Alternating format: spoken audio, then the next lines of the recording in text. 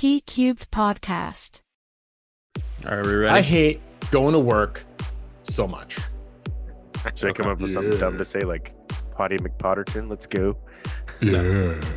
Podcast. Let's ride. Oh, podcast country. PQ Podcast. Podcast country. Let's listen. Hello, everybody, and welcome to episode 3 of the PQ Podcast. We got Brian, Nate, and Thomas on the mic. We've got some new stuff to talk about this week. We are on YouTube. We are on Buzzsprout now. We have an RSS feed, so you can listen on your favorite Spotify. You can listen on your favorite podcast networks any way you get it. We will be on the air. So Are there multiple Spotifys? I'm going to kick it over to Nate right now, who's going to start talking about those Seahawks. I'm not going to talk about Seahawks yet. I got to do my secretary duties and talk about what we're going to talk about. All right, there we go. As always, we lead the show off with Brian and sportspredictions.net picks. We'll talk a lot of Hawks today, and it was a pretty impressive victory again. We're going to try a new little segment here called the P Cubed Highlight, and we thought it'd be really nice to learn a little bit about us as people, not just like sports fans. And so we're going to have a little conversation with Thomas. Something really interesting happened that we all wanted to talk about, which is the Edwin Diaz contract. We'll hit the Tyson zone, and then we'll follow it up with our question of the day. Speaking of question of the day, Thomas. Yeah, so What the hell happened? performed poorly there at the end of the episode last week. I don't know if I panicked or I don't know what happened, but Did you figure something out? man, I panicked all week about this. Son of a bitch. I almost came all the way back. Just for those that didn't catch the end of the last episode, the random question that we asked was something to the effect of what fictional place would you like to visit? I think was the wording. Someone mentioned Starship Enterprise last week. I think that's a rock solid answer. Traveling through the galaxy, just seeing all types of crazy new things. I think it'd be pretty fun. But since I did not come up with an answer, it cannot be my answer. I tried to go simple because it got too big for my poor little brain and I couldn't get there. My personal favorite movie is Pootie Tang. Unfortunately, I think that it's set in Chicago, which is a real place. But my next favorite movie is The Big Lebowski. So my answer is that bowling alley. I think that'd be a pretty cool place to go. Belly up next to Sam Elliott. Have a little sarsaparilla and hope no one pulls a gun on me. All right. It only you got an answer. Week. It only took a week to come up with my second favorite movie, guys. Right on, man. I really appreciate you following through on that. Yes, sir. You pretty much dropped the ball. So and I'm happy you gotta make up for it, man. Gotta learn. Yeah, Gino is a good example. You know, you gotta come back from your mistakes. Yeah. So Brian, how'd you do last week? You know, I did all right. Basketball, I did better than college football and the NFL. Sportspredictions.net. Sportspredictions.net. God, we need a jingle. Sports predictions. We did pretty well in the NBA. We had a winning record in the NBA last week. We were pretty much right at 500 in college football, and we were a little below 500 in the NFL. But I think everybody's below 500 in the NFL this year. I think it is a crazy season. So much parity. Don't know which team you're going to get from week to week. Perfect example is the Cincinnati Bengals. One week they're gonna beat Carolina by 3 touchdowns, and then the week before they lose to Cleveland by 3 touchdowns. You just don't know what team you're going to get from week to week. That's why what the Seahawks are doing is so impressive. Indeed. My best pick, my worst pick, they were both from the NFL. Best pick for me was the New England Patriots over the Indianapolis Colts. I said the Patriots were going to win comfortably. I think the line on that was 5.5 for the Patriots. In retrospect, that's a startling line. The line was 5. Yeah, I don't get why the line hasn't been adjusted for Sam Ellinger yet. I'm surprised it's awful. still on the board. He is awful. Sam Ellinger. Worst quarterback, Ellinger or Peterman? Ellinger. I know Peterman has more picks, but he actually looks like he's played the quarterback position before. The line for that The only was thing I can think of when you say Peterman is Office Space. Hey, Peterman! See, I think Seinfeld. Look at Channel 4, dude. The breast exam.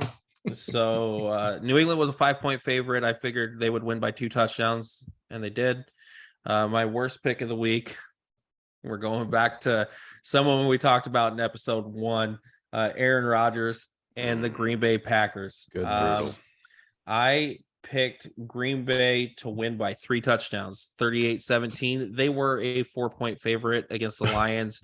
I thought that Rodgers against Detroit, that was going to be a good way for him to get his mojo back. You know, he basically never loses to the Lions. So I thought that was going to be a good bounce back for him. Yeah. And he moved the ball really well until he got inside the red zone. And then he threw those 3 red zone interceptions. And Detroit won, what was it, 15-9? Yeah. Something stupid like that. Classic Pete Carroll score. So that would definitely be my worst pick because, like I said, I picked Green Bay to win by 3 touchdowns and they didn't even score a touchdown, it sounds like. So. And your Hawks pick was 24-20, right? Is it? My Seahawks pick was 24-20 Seahawks. Arizona ended up as a 2-point favorite in that game, which none of us understood. Unbelievable. Made no sense. Spoiler alert. I mean, the line this week also doesn't make any sense. We'll touch on that after a few minutes here. But yeah, I don't know. Vegas doesn't like the Seahawks. They don't. Make some money. They don't. So, I thought it was going to be 24-20. I thought it was going to be a little closer. I thought DeAndre Hopkins was going to have a bigger game. He looked really good after that first drive. And then Tariq Woolen just completely shut him down. So crazy. Well, and even that the touchdown that he did get late in the game wasn't even on Woolen. It ended up being covered by Mafe, which is a bit of a mistake. But yeah, sorry. Yeah. My Hawks pick was 31-17. It's pretty good. Not only was your Hawks pick 31-17. Wait. What was the final score of the Hawks game? 31-17. No. It was 31-21. 31-21. Okay. So yeah. But I also said there would be a defensive touchdown by the Cardinals. You did, which was definitely that was somewhere out of nowhere. But you get bonus points for that. Yeah, for sure. It's pretty solid. I don't remember what I picked, but I knew I had the Hawks. The line didn't make any sense to me. All right. So there's Brian's recap. www.sportspredictions.net. Starting on Friday, we're going to do some college basketball games. We don't have a whole lot of good stuff coming this week, but we do have Gonzaga, Michigan State from an aircraft carrier on Friday. So I will be predicting that game. And then all of the college football games with ranked teams, all the NFL games, NBA. They had all 30 teams played on Monday. All the teams had yesterday off, so everybody could vote and keep an eye on the elections. And then there were 13 games. We're recording this on Wednesday night, by the way. Probably should have said that at the beginning, but we've got 13 games today. So Hawks talk. No, I mean, it's another great day for the Hawks. Coming off a good day against the previously 6-1 Giants, where the Hawks started to show that their defensive turnaround might be sustainable. And Geno continued to show that this might be the real Geno. The Hawks went down to the desert and handled their business, man. The defense looked good. They allowed a TD on Arizona's first drive of the game. Then they made Murray look bad from there. Man, that first drive looks a lot different if Nwosu gets Murray on that. I know. 3rd and 5. Yeah. He had him by the shoestring and let him get out. But after that first drive, the Cardinals went punt, fumble, punt. Accruing less than 75 total yards across those 7 drives. So Seahawks would have been in good shape to close it out. Geno kept doing Geno things, being steady, reading from his wristband. Very important. Going 26 of 34 for 275, increasing his completion percentage on the season to 73.1. Amazing. Ridiculous. K9 goes for 106 with a touch, increasing his yards per carry from quarter to quarter, finishing strong. Kyler didn't hardly throw it to Reek. We touched that a moment ago. I think he had one early reception he gave up. And then that last TD to Ertz was his, but didn't hardly see any action. He gave up the early reception and he looked pissed, which I think is pretty cool. Yep. Kobe had 2 more forced Yeah. turnovers. Unfortunately, both wiped out by penalties, but he just Mhm. continues to be around the ball. So actually, I had a question for you guys on that because one of them I don't think was on a penalty; it was overturned via replay, and it was the one where Rondale Moore. That's The ball move. correct. Rondale correct. Moore. I was texting some buddies about this. Did you think, based on the NFL rule, that was a catch? No, It was fine. I don't. I hate that I'm admitting this. I agree with you guys. Yeah, I didn't think it was a catch. Yeah. I wish we disagreed. Yeah. I got some flack for being the only one in my thread Oh, you that need some said that friends. it wasn't a catch. But yeah, I didn't think he made a football move. Now, He was so close. to could it making a have football been? I move. mean, I think if they would have, because they went back and overturned it, right? yeah. Yeah, which it was so borderline that they could have gone either way, and I would have been fine with it, right? But Yeah, I mean, in my brain, I was saying that's an incomplete. The way I always try to think about it is, what if it had happened on the other side and it was our Mm. reception that got punched out? And for me, there, I would have felt like it was harsh to rule it a fumble, and so I can kind of then flip and go, it would have been generous for us to get the fumble there. But I like Kobe Bryant's instincts, though, that they're really good. yeah, that's you're what correct though. So the pick was ruled out by the that weird illegal contact by Quandre. That I don't know, maybe Mhm. he's not familiar with the rule book. It seemed like he wasn't understanding that he'd done something wrong. It's pretty clear to the rest of us. And then the second one, you're right, was overturned on replay. Overall, I think for me it wasn't as comfortable as the Giants game, but Gino made sure that the result was never in doubt. After he threw the pick 6 to Collins, came back and led the Seahawks on 3 consecutive TD drives to close out the game. 13 plays for 75, 13 plays for 81, and 5 for 85. That last drive kind of being the punctuation mark after we'd allowed the garbage time TD, right? Like, oh, that's cute, you're closer. I highlighted that 13 play 81 drive as well. I think the big drive of the game was the one after the pick 6, and that's also how you can tell how much Gino has matured as a quarterback. Yeah, I had a note that said, let me finish real quick. Like, and then I think that's exactly the first point can I finish? So that drive, Brian started with 9:18 left in the third quarter. So it's 24 minutes and 18 seconds left in the game. The 3 touchdown drives and that last minute of kneeling down covered almost 16 minutes. Wow. So you want to talk about composure. This guy throws a pick 6 and then makes sure that the Cardinals have absolutely no way back into the game. Which was an amazing play by what was his name? I wrote it down. Credit Collins. Yeah, Zaven Collins. Yeah, Collins. Play, holy smokes, that was a really great play. Yeah, so crazy. Arizona has so many athletes on that defense too. It's insane. Dude, I wrote that down too. Like they have Collins, Baker, and they have one other dude that are like Isaiah Simmons. Simmons looks like hybrid safeties. He looks like KJ. Like what? Simmons looks like KJ, but he's faster. Yeah, sick. Well, and I went back and rewatched like some of the early part of the game, and you could tell they were running horizontally early, and they weren't getting anywhere, so they started running vertically later. Yeah, I mean, and then you guys didn't even bring up Jalen Thompson. Same thing, another crazy athletic guy from Washington State University, by the way. Man, can we talk about those offensive tackles? How good are they? Oh my God. Oh, he was really good again. Like he was, honestly. I've never watched a right tackle as much as I've watched Abe Lucas this year. Like, and honestly, the main reason was because he was a Coug at the beginning of the year, but now it's just because it is fun to watch him just maul people. So the Seahawks, I think we mentioned this, just in our own interpersonal communications with each other. They didn't run a boot until the third quarter, and then when they started running that bootleg, they ran one. Their first third down conversion on their first drive in the first quarter was a boot to Fant, but it was then quiet for the rest of the game until. And so then there's one run in particular where Lucas released off the end.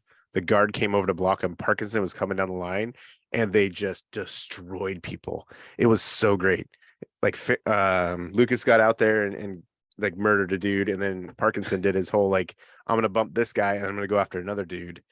It's Abe really Lucas impressive to watch. He's got so much more athleticism than people thought coming out Yeah. of college. You know, like being He's in a the air find. raid, being in the air raid system, they were worried about his run blocking, and he is just exceeding everybody's expectations. It's Crazy. insane.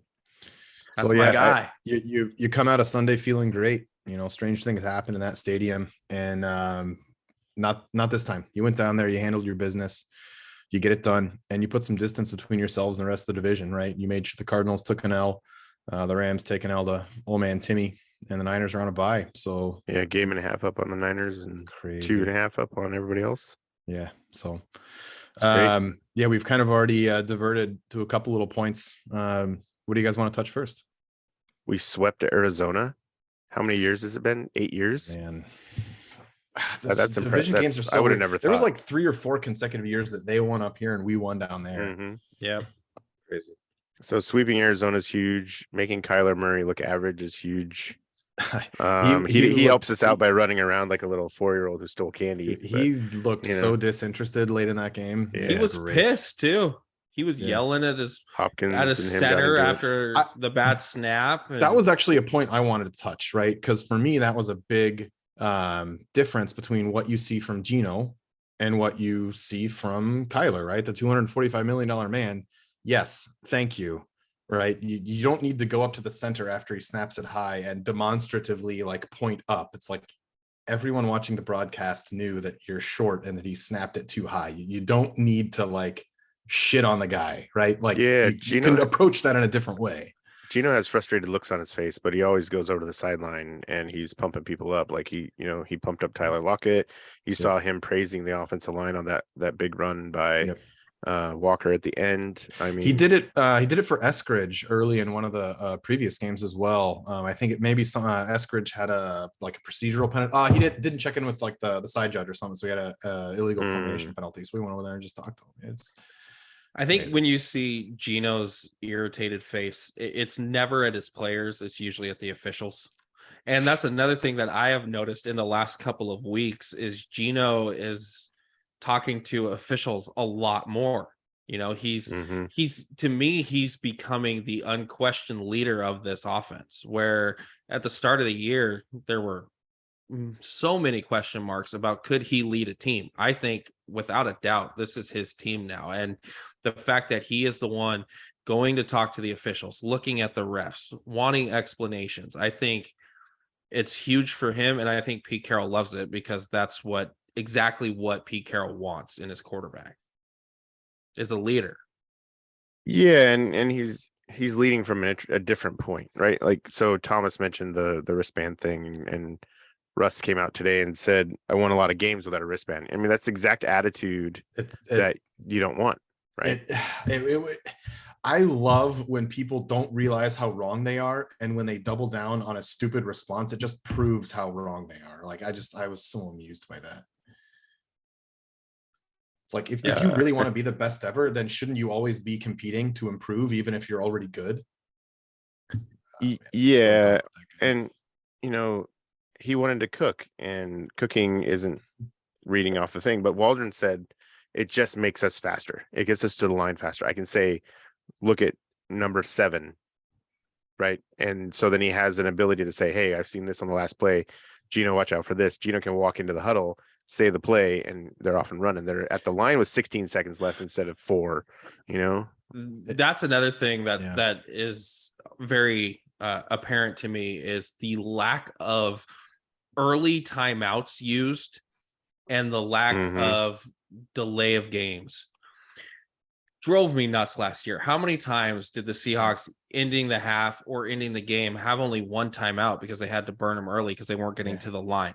Yeah, that is not happening this year. Yeah, the fundamentals are so impressive for the Seahawks, and it seems to me like NFL wide, like league wide, fundamentals are going away. And so the team that's just doing the right thing is the team that's winning the game, and Yeah. that's the Seahawks this year, and And that hasn't been in it's- years past. It's one of the specific points of emphasis in Carroll's program, as he would call it. You know, it's all about the ball.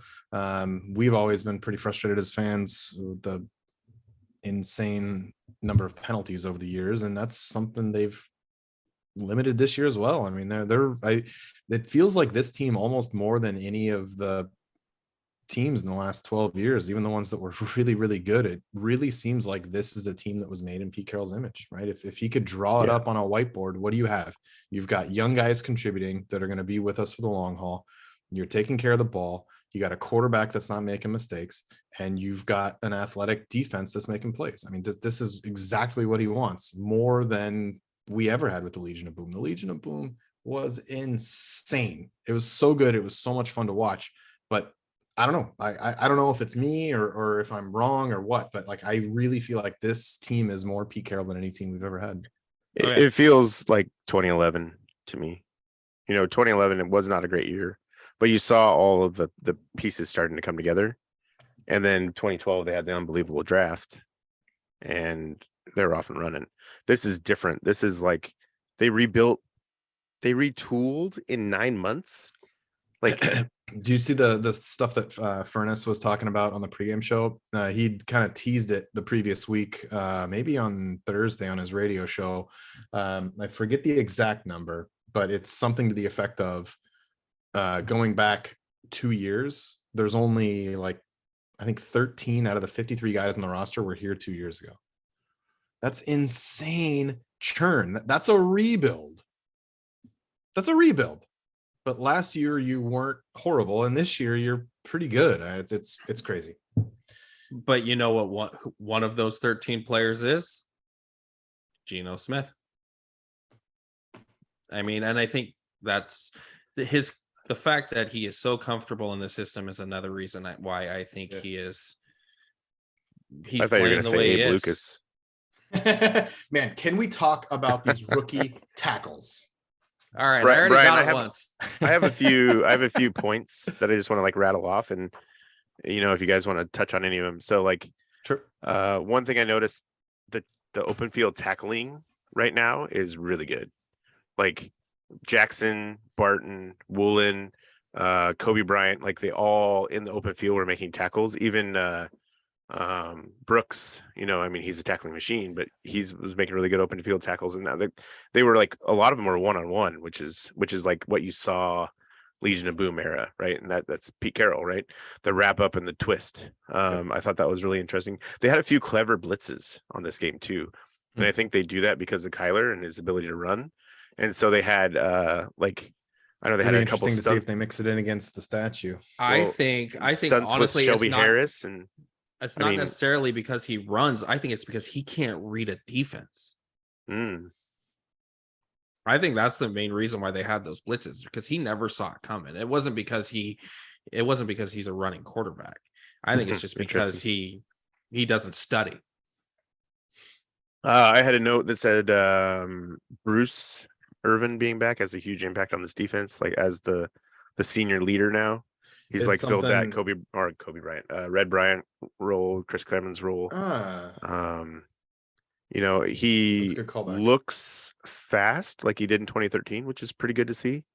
And he looks like he fits the defense, and I think he just seems happy. And for a guy like that, it's just really nice. It's something that Pete and Clint have both highlighted in their pressers over the last couple of weeks, is the impact he's having on the other guys, right? And then he finally starts to stuff up the stat sheet this week, but yeah, agree.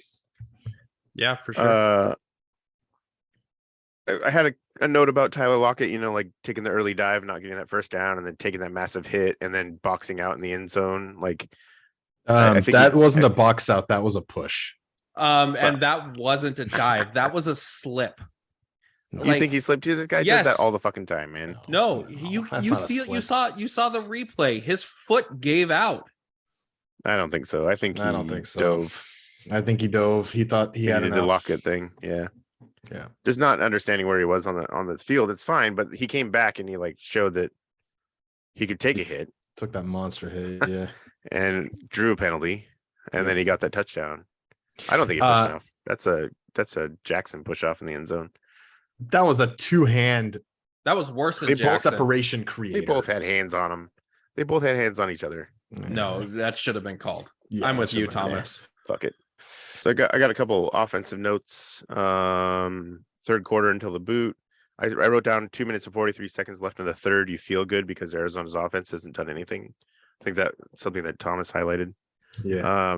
There was the one play where Walker was the up back and they handed it to him. They got a first down. Right before that, they rotated Disley and Parkinson in, and their defense just looked beaten after that play. Like, Yeah. Bringing in those two guys just to maul you. And Who was behind? Homer. So it was Homer. Homer. And behind. Yeah. Homer, this is Homer's first game back, and again, like that's another thing I listed. Like having him He back looked- is huge for the He blitz looked pickup. good. Like holy smokes, man! He looked really good. They found something sending Estridge in motion, and the ultimate Pete Carroll thing. You win in the fourth quarter, right? Like they stuck to their plan. They their pacing seemed off early, but after that pick six, it really seemed to like be on pace, and on a For cadence. years, winning in the fourth quarter has meant keeping it close and then winning in a close game. One of the notes that I made, this is the fourth consecutive win by double digits. Big. It's the first time that's happened since 2014. I went back and looked. To close the 2014 season, they won 6 straight games to end of the season, and in 5 of those 6 games, they gave up fewer than 7 points, which is pretty ridiculous domination to end the season. The score lines were like 19-3, 35-7. So, oh my god. But yeah, that's a big deal. 4 straight wins, double digits, and I want to shout someone out that we haven't talked about yet. How about Jason Myers? Mr. consistent, dude. He when they brought him in, they brought him in from the Jets a couple years ago, and he did not have a good first year with Seattle. He's 18 for 19 on field goals this year, and he's long of 56. He's 4 for 4 from 50 plus, and he's 25 for 26 on extra points. That to me, and then Michael Dixon, he had some struggles early, but he still is, averaging almost 50 yards a punt. Yeah. So I the special teams, and then what they did against the Giants with 2 Disley. forced fumbles Yeah. on special teams. I think special teams is something that you don't talk about it unless it's going bad. Yeah, like the offensive line. Exactly. And it's something that needs to be talked about because it goes back to what I said earlier about fundamentals. There's a lot of teams out there that would love to have a kicker that's doing what Jason Myers is doing. There's a lot of teams out there that would love to have a punter like what Michael Dixon is doing, even with the mistakes that he made at the beginning of the season. And it's just, you do what you're supposed to do. You trust the other guy next to you and you do what you were supposed to do. And that's what the Seahawks have been doing for the last 4 weeks. And that's why they have those 4 double-digit wins. I think you say the same thing about the offensive line. They're all playing and doing their jobs. Yeah. Like nobody is deviating from the plan.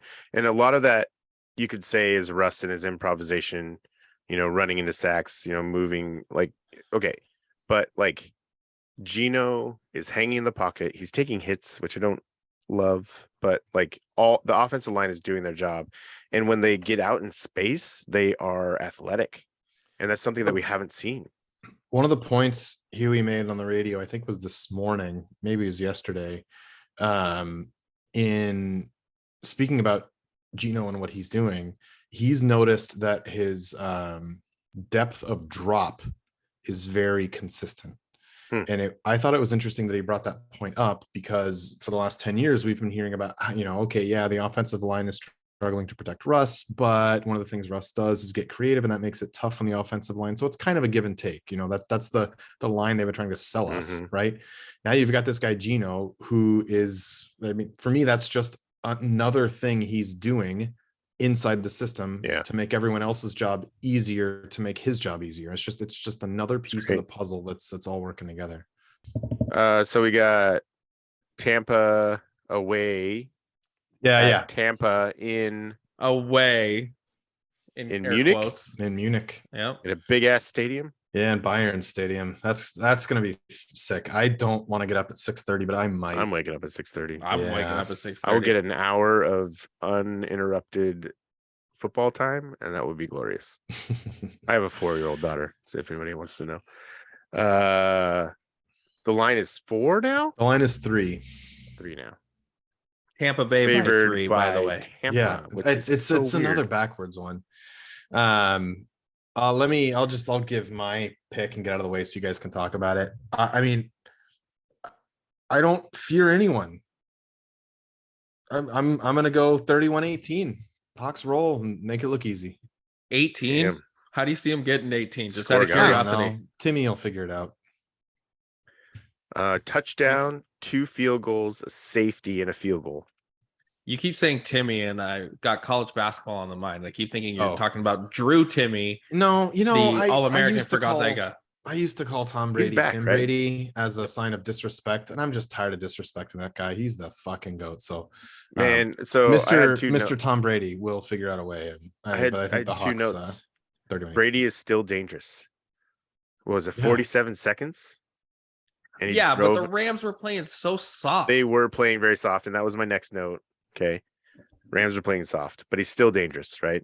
Oh yeah. But for in implications of Hawks, that Brady touchdown in the fourth quarter to beat the Rams is so huge for the Hawks, especially if they beat Tampa, because that's another conference head-to-head record tiebreaker, right? Even if the Rams are by chance going to catch Seattle, that's like a huge potential win. I don't think it's going to be as easy. I think it's going to be like 23-20. But it's another one that feels like this is like a Pete Carroll game, right? You know, one of those games where he's like, I'm going to show what's up. we were all doing high knees on the plane, so we got into Germany. We were just fresh as fuck. So the Seahawks have played in Europe, I believe, once before. It was against the Raiders, and This they is right. won. They won by 4 touchdowns, I think. The Seahawks obviously have been traveling well and winning games when they've had to travel. Now, this is obviously more travel than they're used to, but I still think that Pete's going to have them prepared and ready to go. That last drive, I'm with you, Nate. That last drive does scare me a little bit, because for me, it was Brady just not thinking, just playing football. And I'm worried that he might be doing that. He might have figured something out this season, and he might just do that. So I agree with Nate that I think it's going to be a close game.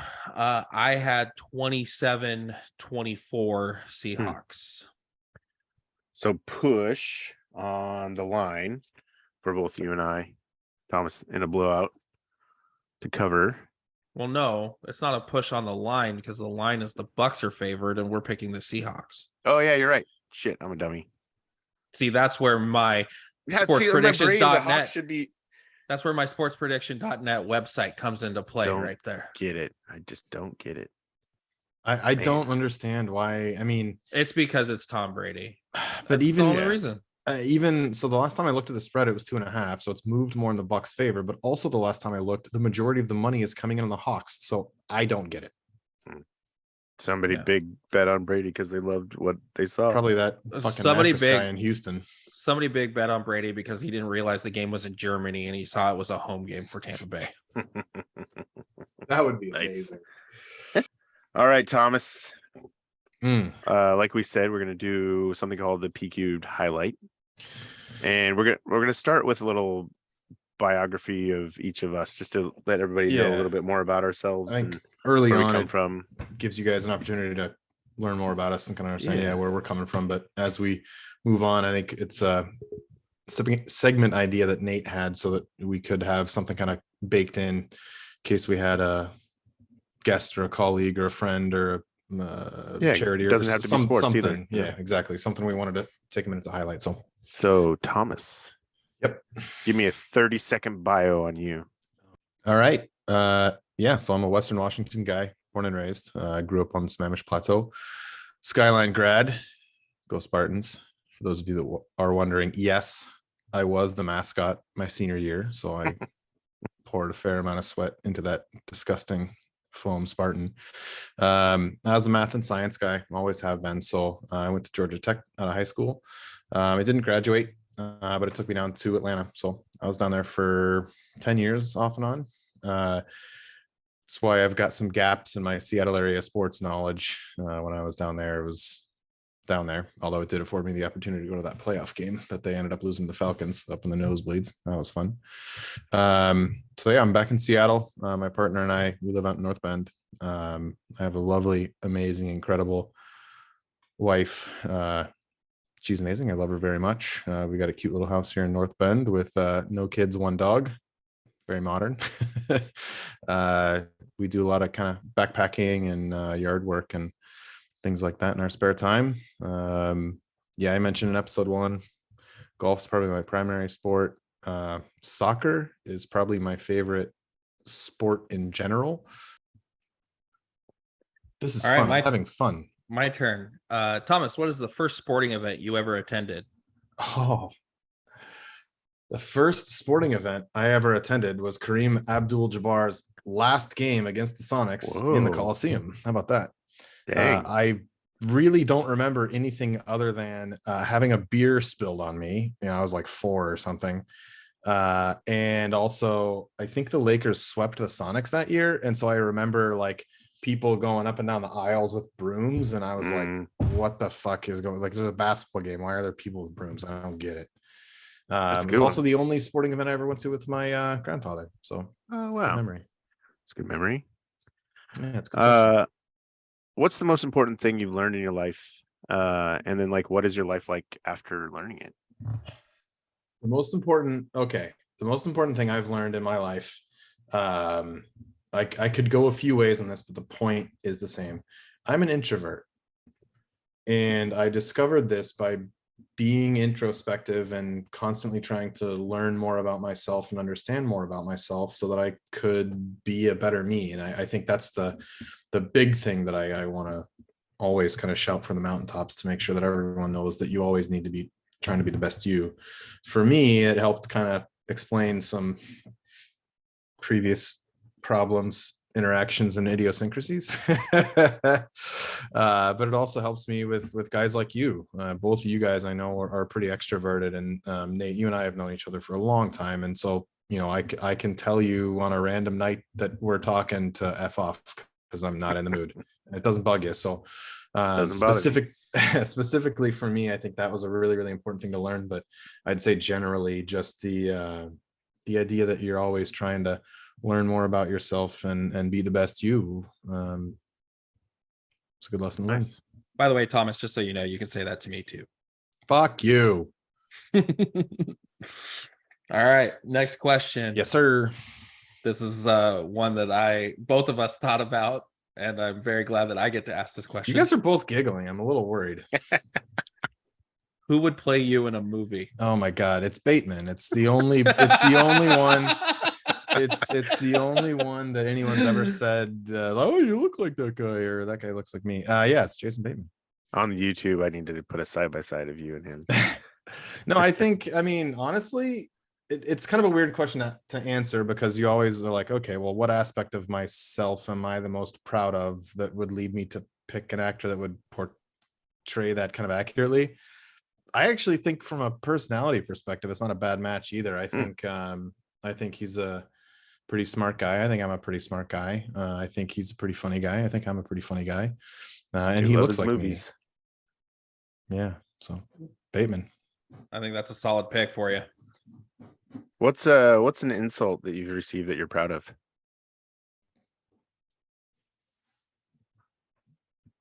Oh, we got him. Oh man. So I don't think it's accurate to say that I'm a pacifist. Like if it's gonna go down, it's gonna go down. But I would also say that I'm fairly confrontation averse, I guess, just because I don't get it. I don't need it. I don't understand it. What are we doing? I typically will keep good people around me and people that know who I am and know what I'm about. And so the very small number of times in my life where there might have been a physical confrontation, I've had enough people around me to just snuff it out. I enjoy that, right? People come to your support and nothing happens. I remember being in a bar in Milledgeville, Georgia. It was not the same bar that our good friend Ben Roethlisberger had some fun times in. But I was wearing a green shirt, and the text on this green shirt said, "Green shirts are for pimps." This was during my drinking days, funny t-shirt days. Anyway, some guy in the bar walked up to me and said, "Green shirts are for wimps." And I just laughed and walked away, and he didn't like that. And it didn't matter because it was over. I think this leads into my second question. I'm just going to cut in line for Brian and ask you, if someone cuts you in line, do you speak up or do you say just let it go? It's always going to depend on the circumstance. I've become really ambivalent about a lot of that stuff. You don't know what's going on in people's lives. You don't know what's going on in people's days. If it's really that important to them, fuck it. It's not important to me. Nice. So if they get sassy or snarky, they'll get some sass or sark back. But if it really doesn't impact me that much, I'll just move on with my life. Keep it simple. You said in episode 1 that you are an avid golfer, and that is your one true talent. Oh, yeah. So 2-part question here. Yep. Part 1. Yep. What is your favorite golf course that you have played?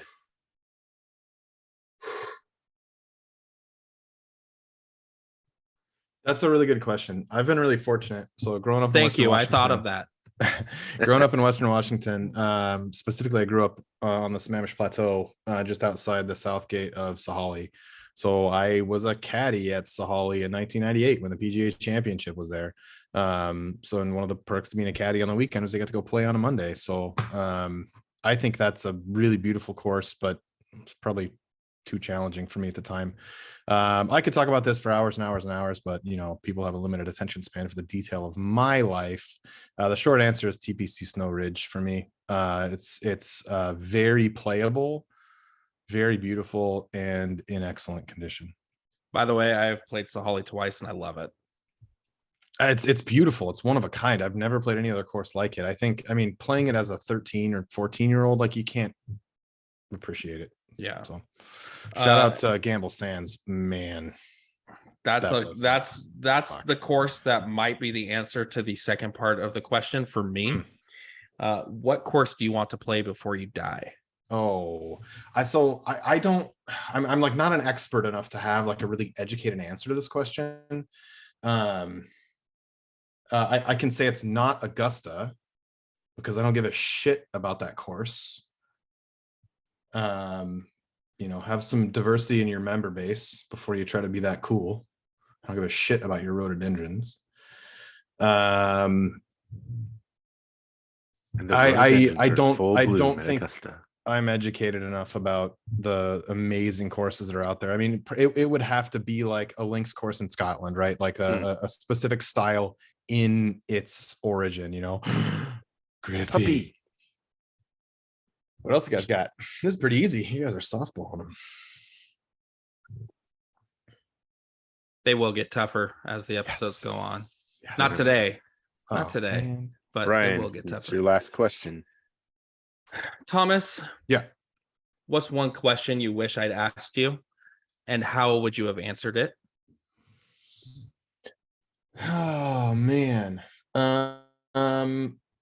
Considering we're here kind of talking as some friends, having a chit chat about some sports, I think I have an interesting perspective on fandom, having spent the time away from home, being really, really homesick, like I've spoken about before. I think really has connected me with a lot of the Seattle sports in a much stronger way than being connected to the sport in a way, right? Like, I'm not a football fan, but I'm a Seahawks fan. I'm not a baseball fan, but I'm a Mariners fan. So that could have been an interesting question to ask, but you guys fucking dropped the ball and you didn't ask. I was trying to stay away from sports. That's true. Yeah, I guess this is get to know you, Thomas. Yeah. This is a little more personal. I've been married for 2 years. No kids. You have a really weird dog. I have a blind diabetic old dog. That's not why he's weird. He was weird before he was blind. He's been weird diabetic. his whole life. Yeah, that's true. Motherfucker. But hey, it's the So I got a quick story about Otto. Autobahn is a cherished animal in my life for unique reasons. I lived with Thomas for a while, and the most unique Autobahn experience is I come downstairs in the morning at like 7 a.m. to make coffee, and he's standing in the middle of the kitchen table. And he come around the corner. So I've personally never seen him on a table. Like, this is not common. Come around the corner and he just stares at me, and it doesn't move. And I just walk by and I'm like, what the F, dog? And him and I have just had that relationship. He just like kind of stared at me whenever I was around. I don't know why. He's a funny guy, but dogs are like people, man. They all got their own personalities. That's true. Well, Thomas, I appreciate you being open and letting us know a little bit more about you. Yeah. Like I said, we're going to be doing P Cubed highlights periodically, but we're going to be featuring each one of us in the next few episodes, and I think it'll be pretty fun. All right. So the first domino in Major League Baseball's offseason fell earlier this week when Edwin Diaz re-signed with the Mets, richest deal in Major League history for a relief pitcher. I think it was 5 years, 105 million or 103 over 5. 103 over 5. Okay. Couple of questions for you guys. One, is he worth it? Two, would you have wanted the Mariners to sign him for that amount? And three, does he have the best intro song in Major League Baseball history? He Nate, does I have the will best intro start song. with you. Does have the best intro song, no challenge, right now in baseball. No, in baseball history. So not history. No. You go I think Mariano or do you go Hoffman? Mariano and Hoffman are pretty good too. If he becomes a Hall of Famer, it might be, and he's been doing it ever since he was at Seattle. I don't know if a lot of people know that, but it's a really great intro song, right? I by no means would I have signed him as a major league general manager in Seattle or anywhere else. I don't think you pay for saves. I don't think you pay for bullpens. I think you need to have a different a view on the bullpen. You need to lock kids up early, because if they suck, then you just like jettison them or trade them or do whatever you want. But Edwin Diaz next year could have 12 saves and having like a 9 ERA and like a 1.8 WHIP, right? He could come back again and have 55 saves. Who knows? But you're now paying this guy 25 mil. It's the same reason that the Dodgers let go of Kenley Jansen. These kind of situations. Angels traded Raisel Iglesias. I mean, don't pay for saves. If you're in a position to be competitive at the trade deadline, go get a closer, right? If you need that, go get it. But 20 mil a year or what is it? Yeah, it's 20 mil a year? 102. Sorry, it's 102 over 5. So it averages out to, what is that? 20 mil, 400,000. And so like New York can pay for it, right? But man, if you're a cash strapped club, like, don't even think about it. Yeah, I mean, I'm with you, Nate. I don't get it. I mean, if he's really the premier guy, then he's gonna get a premier contract from someone. And if you want him to be your guy, then you gotta sign him. That's just kind of how it goes. But I mean, think about all the WAR you could get with $20 million. Are the Mets an elite closer away from the World Series? Well, they had him last year and they didn't make the World Series. So nothing changed. They were fucking good last year, though. They were good. Was he the reason? I don't know. No. Yeah, I don't Yeah, think you don't pay for saves, man. Like this is why the Mets are the Mets. I'm surprised the AAV is so high. I'm surprised the years are so long, and I'm surprised that he was the first one out of the chute to get signed. Like this, it doesn't make any sense. Like, why were they so eager to give him all this money, right? Like in football, year on year, special teams has the lowest correlation of performance, right? Like you're good this year has nothing to do with what you're going to be like next year. I feel like relief pitching is the same way. And I mean, yeah, there's Exactly some couple guys through history who have just been dominant for their whole careers. And maybe Eddie Diaz is going to be one of them. But even to Nate's point, even if he's the best closer in baseball for 4 out of the next 5 years, I still think it's not worth $20 million. The Mariners bullpen performance this year was remarkable. And how many were carryovers? 3? Do you count Munoz? No, he didn't pitch in He played 21. 1 game. Do you count Steckenrider? I mean, he was DFA'd, And no one wanted him. right? What's your take on this one, Brian? I agree with you guys. I think that was way too much money. I'm not surprised that he got a huge deal. I'm not surprised he got 5 years because he still is relatively young. But I think that average value is way too high. Insane. And I'm sorry to Mariano and I'm sorry to Trevor Hoffman, but I do think he has the best closer entrance in No. MLB history. I do. That's my favorite. It is. It is. I mean, Actually, no, I take it back. It's second to Wild Thing. Yep. There you go, Ricky Vaughn. Yeah, I know we're gonna have a lot more conversations about free agent signings, Yeah. what the Mariners should do, but this was like a good primer for this. I think the Mets are the Mets, and the Mets are always gonna Mets, and the Mets are gonna fuck it up somehow. And Yeah, I mean, like they're gonna lose Nimmo, or they're gonna, you can't sign Lose Diaz, McNeil? Nimmo, and Judge. They're gonna lose DeGrom. DeGrom, like I don't know what they're doing, but yeah, not my problem. whatever. I don't think we have a good Tyson Zone person this week. I know I think you Elon's in Tyson's zone, man. but Irsay? but the thing with Elon, Irsay would be okay, but the thing with Elon is it's nothing new. Like it's not like something he did this week. Elon lives in the Elon zone. Yeah, like he's in his own zone. I think- Tyson's I mean, zone. Irsay's in the Tyson zone, right? All right. Like if you hear tomorrow that Jim Irsay, Signed Jeff Saturday to be the new interim head coach. You Yeah, would believe it?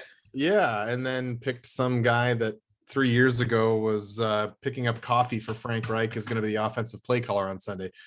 That'd be crazy, but maybe I'd believe it. Look, I mean, he's like the rest of us guys. He puts his pants on one leg at a time, and he also doesn't know how sausage is made. Elon begging for money is Tyson Zoney for me. Like who? I mean, like banning people because they're satirizing him on Twitter and he wants to talk about free speech. Like these things are hilarious. Elon's in the Elon zone. He can never be in the This is our Tyson first zone. disagreement on Tyson Zone. Bum bum bum. We will have others, I am sure. Motherfuckers. Fine.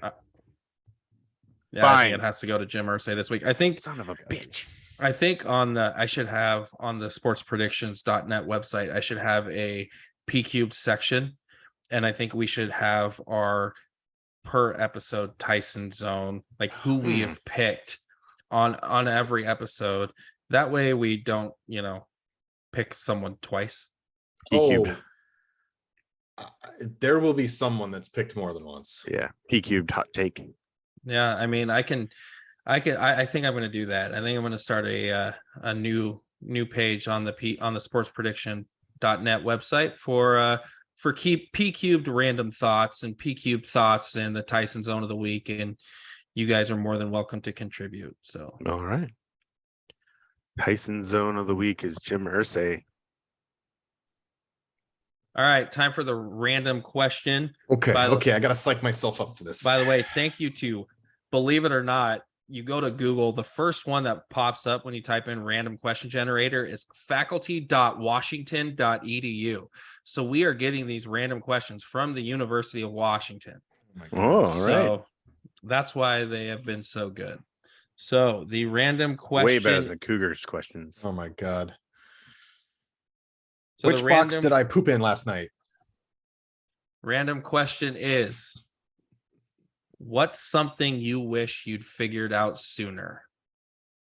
Oh. I already answered it in the highlight, right? All right. Personal growth, personal exploration. No, it's something you guys could touch. That's a good question. Mine's very similar to Thomas, actually. I'm not good at asking for things that I need. And through my most recent journey in life, I found that it was very important to ask for what I needed, because like reduce my stress level. So I think as a youngster, I think if I knew how to ask for what I needed, I would have been in a way better mental place growing up. It's a really good one. So yeah, that's something that I wish I would have known Okay. before I was 40. That's a good one. Fucking old balls. Old balls. What do you think, B? Oh man, something I wish I would have been starting investing into my 401k when I was got my first job out of college. These are 3 good life lessons, man. You know, I wish trust me, I wish I could. Kids, if anybody's listening that's a kid, go look up the definition of compound interest. It'll save your life when you are older. That's how I bought a house when I was 27. I had some money squirreled away in an investment fund, and the one way that you were allowed to take money out of it early was to put a cash down payment down on your first house. The market was down. I made it work. So it's the power of interest. Yeah. I mean, it's definitely the best thing. I mean, I would have a lot more money now if I had invested in my 401k when I was younger. So making up for lost time. I like that one, boys. That's a good one. That's a few truth bombs at the end of some shenanigans and tomfoolery. Anything else we want to touch on before we say adios? All right. Well, we appreciate you guys that are out there listening. As always, give us the feedback. We need to know what we can do different, what we can do better. So, I think we've got it up. Well, if you're listening, you don't need to be told where it's listed because you've already found it. But we sure appreciate that you did find it. We're up on Buzzsprout. Brian, I think you're getting it up on YouTube, and we'll be coming to you next. Probably these are coming out Thursdays. Thursday, Friday, yeah, depending on how busy we are. Coming out Thursday, Friday. So, and don't forget to like and subscribe. Yeah, like and subscribe. Yeah, like and subscribe. All right, gentlemen, till next time. Sons of bitches. Party people. Party people. Brian left. Just bounces. He just left. We can't even debrief after the show. Wow, what a dick. What a dick. P Cubed Podcast.